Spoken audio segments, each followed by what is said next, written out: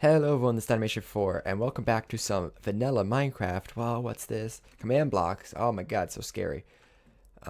So, I just made an interesting puzzle. This is actually based off how you solve Rubik's Cubes of size 5 by 5 or larger. This one is based off of 5 by 5, this was based off of 6 by 6.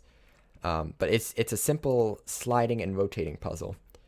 That I haven't really seen anywhere else. I might just not have noticed it, but I haven't really seen this puzzle anywhere else. So let me just show you how this works. You push the button and that starts it, and it's going to start randomizing. Colors are going to be flying everywhere. You just got to wait a little bit, and it'll stop. Clear inventory and give you some items. You got slide and rotate. So what these do, if you place down the slide block, it's going to slide the entire row towards blue. So see this row right here? Place it down. That'll get moved here. Place the emerald one. It'll slide it back. So it just slides. So you can slide all these. This is a really easy one. So you get this. Now the goal is to get all the same color on the side. So this side has to be yellow. This has to be red. Well, technically this side could be yellow, but that's impossible. You'll find out why eventually.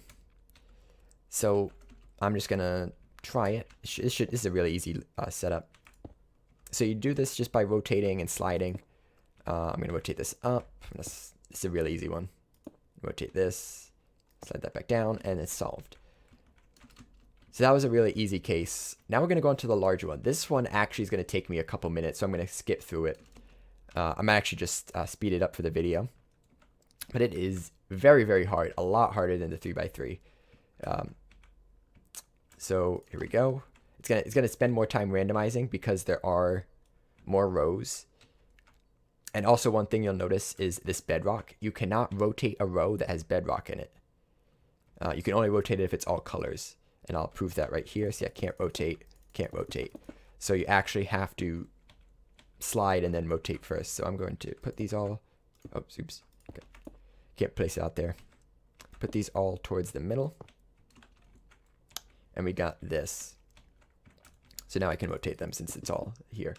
So I'm going to now solve this thing and give you a quick time lapse of me doing it. It's definitely going to take me a little while. This one's really hard.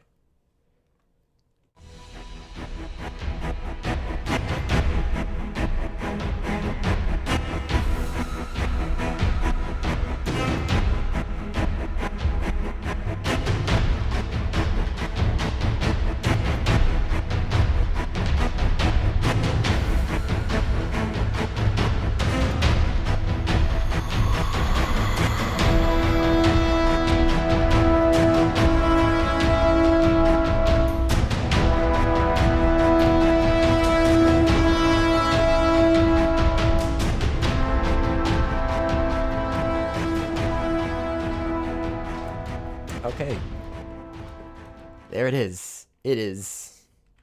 That actually wasn't too long for that. It's taken me longer, but I think I've started to learn a little bit. It's definitely a very, very challenging puzzle, even though it's only slightly larger than this one. So let me show you how it works. So this one right here is entirely built underground, and I made it so it uses relative coordinates. So everything is within. If you look out here, everything is within this border, except for this little line right here, which just sends the button power to it. And it all uses relative coordinates. None of it is actual coordinates. So you can see all relative. This first one is exactly the same, just laid out in a way that's not easier to see what's going on. So when you push the start button, let me tell you what's going on first. Let me just do this so quick. So when you push the start button, it's going to randomize. You're going to see there's some armor stands over there. I'll get to those. So if I actually go into spectator mode, and you can actually do this by pressing F3 and N. You just swap modes. And we go down here. You can see there's some armor stands here. These armor stands are the tiles. So you can see there's two pairs right here, some here, some here. And as I rotate things around, you can see they actually move according to where what happens. So now they're all in the middle. So the way this works is these sets of command blocks here each slide a row. So if I want to slide all the rows towards blue, I'll just activate all these. You see that does that just by teleporting all the armor stands in that row down. So the reason there are 3 command blocks, the first one sets it to air because it has to happen once. The second one does a test for blocks. So this is where it gets a little confusing, how I actually had to get this to work. So basically, I don't want you to, you can't slide now, because otherwise you'd be sliding things off the board. So what it does is it tests for blocks right here. So you can see right here there's bedrock, and right here there's wool. Underneath this, the armor stands set relatively below them to their wool color. So in this case, here is red, because the ones above it are yellow, red, red. But over here is still yellow, red, red, what it was back there, because it doesn't set down there to bedrock. So if this matches what's below, then there's no bedrock. It's all wool. It's all armor stands. So if that happens, then the conditional ones, which teleports all their armor stands down. Same thing for this one. Does the same thing in a square to test if there's any bedrock. The same type of thing. And it teleports them all up 1 if that's true. The reason it has to teleport them up 1 is because they have to rotate. And if I just rotate them by moving them around, then what ends up happening is this one moves to there, then they both move to here, and they just get stacked up on top of each other.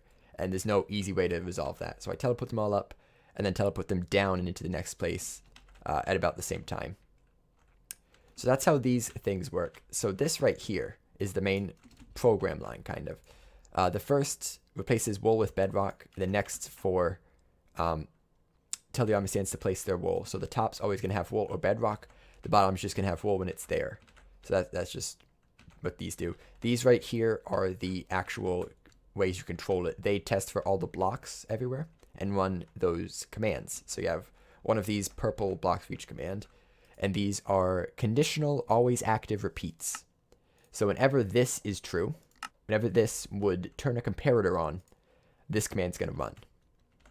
And these need to be repeats because the chain block isn't pointing at it. Because chains will only get activated if a chain block is pointing at them. So they have to be always active repeats, and conditional to act like a comparator. So these do all the fill and replace, and if they're true, it runs those commands, and that's how that works. The winning condition, I think I actually broke the winning condition. No, I didn't. Is down here. It tests to see if up there is equal to down there. Pretty straightforward. And that is essentially how it works. The randomizer. The randomizer, these armor stands over here. What it does is it summons a bunch of armor stands at all these 8 points. These are the functions. It summons an armor stand at all those 8 points. And then this command right here, it sets all their scores, their color score to 3. And this right here randomly selects one of them and sets a redstone block at it. So since these already checked to make sure it works, this is basically like it's going around placing a bunch of blocks in random positions. That's all that does. And then this system right here just adds and removes that, clears your inventory and all that. Oh, they all ended up in the middle. What are the odds? So that's how it works. If you want to download this map, there'll be a link in the description. There'll also be a link to an MC Edit schematic for this one in particular, because this one is exact coordinates, like it uses actual numbers like 690 and 603, because that's where I am. Schematic in MC Edit for this one will also be in the description. And that's going to be it. Good luck trying to solve it, because it is actually pretty challenging.